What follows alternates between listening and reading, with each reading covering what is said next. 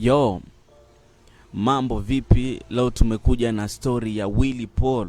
Jamaa ameamua kuweka wazi ama kusema wasanii according to yeye wenye wanafanya vizuri ama wanafanya mziki poa.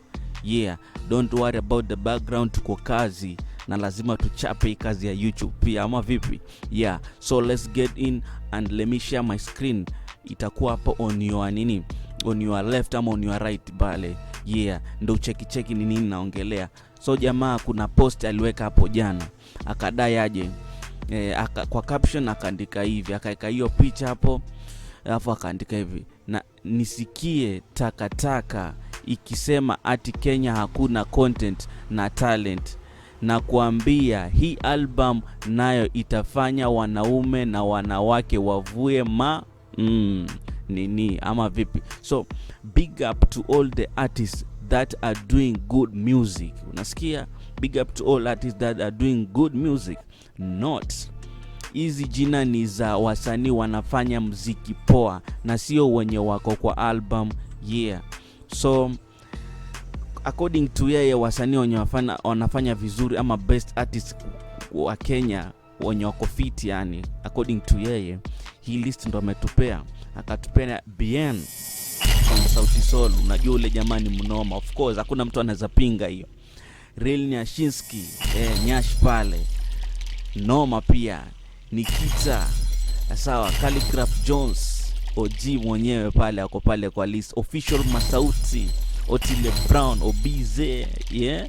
So akamweka nani pale? Arrow Boy, afu Ben Soul, Had the Band, alafu Major, afu akakuja kuongezea Nadia Mukami. Kwa nini nimesema muongezea Nadia Mukami?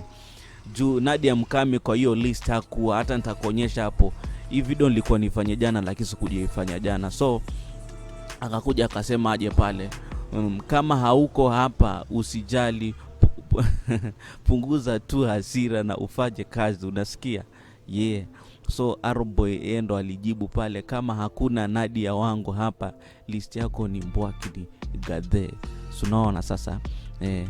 Jamaa akasema kama Nadia hayuko kwa hii list, hiyo list akubaliani nayo, ambapo hakuwa amemweka but akakuja edit baadaye akam-add pale. Yeah, noma sana. So don't forget to subscribe on this channel maze.